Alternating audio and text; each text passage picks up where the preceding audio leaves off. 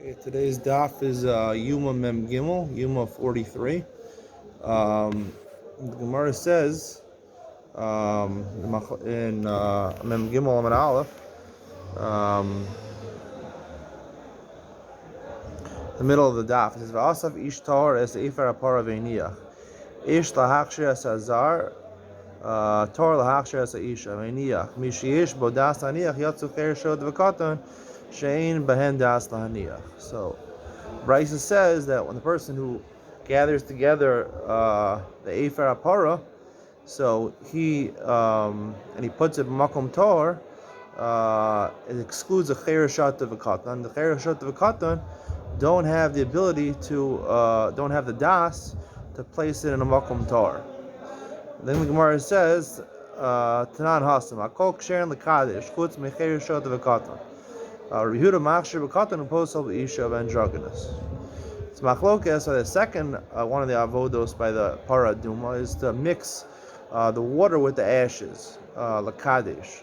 So the Rabbanan say that just like by putting the ashes Makom Tor, a Cher Shot of Katan or apostle, so too by Lakadesh, or Rehuda Machshir B'Katan. Rehuda is a little different. He says a Katan is okay to be Makadesh, but an Isha is not okay. He argues in two things. An androgyn is also not good. There's a my time with the Rabbanan. What's the reason of Rabbanan? The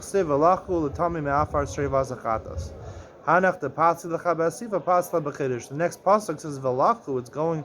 It's joining the previous pasuk. So whoever is good for asifa is good for kiddush. Whoever is not is not. So it's the same halacha by both of them.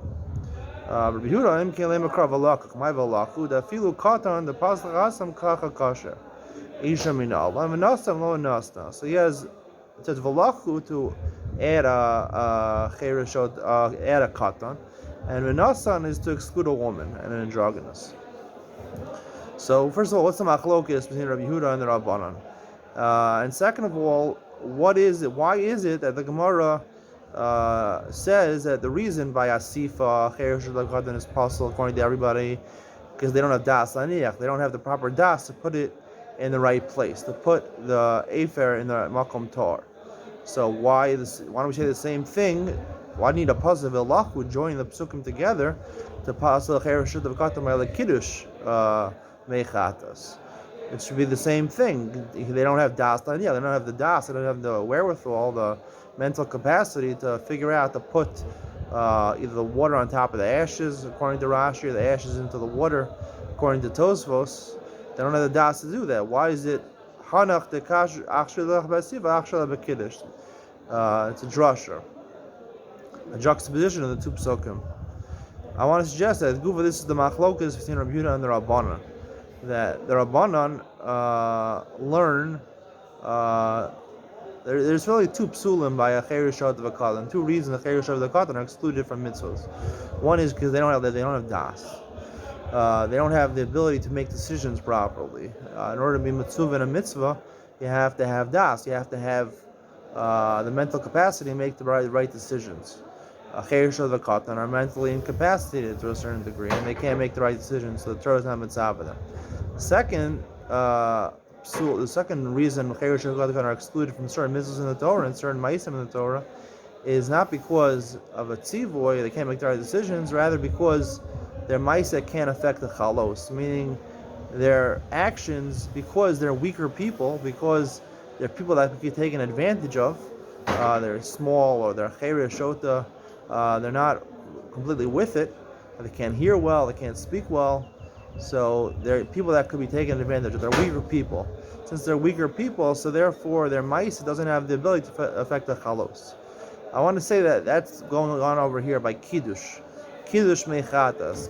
When it comes to placing the ashes in a place, that's just a mitzvah ba'alma, and that's the Gemara says. That's telling them they have das or not, whether they have the ability to make decisions or not. The Rabbanan hold that by kiddush, they hold like Tosfos. The Rabbanan hold like Tosfos that the way it is by the kiddush mechatas is that you first have the mayim, and you put the afer inside, and then it mixes together well. That's considered a maisa with a chalos. It's considered to be halachic action that you're doing, because when you mix the ashes with the water, so it mixes together well, and you have affected the ma'isa with the chalos. So therefore, the Torah has to say, "V'lachul l'tami avat shrivat zachatas hanach the pascha b'asifa pascha b'kiddush." The Rabbanan have to learn it out of a juxtaposition, because the reason is not the same. The reason is not because they don't have das. That's only according to Rabbi Yehuda. Rabbi Yehuda learns that it's the same thing. He learns that, like Rashi, he would learn like Rashi, that the way you mix the Efer Achatas is first you put in the ashes and then you put in the water. Obviously, it's not going to mix that well, and you have to mix it afterwards. It's just a Maisa Ba'alma. It's not a Maisa that affects the clothes. It's not really called Kiddush. So therefore, according to him, it's the same thing. It's totally in das. The same reason the Hanacha is possible b'cheirach shador gatan, so too the Kiddush is also possible b'cheirach shador gatan for the same reason.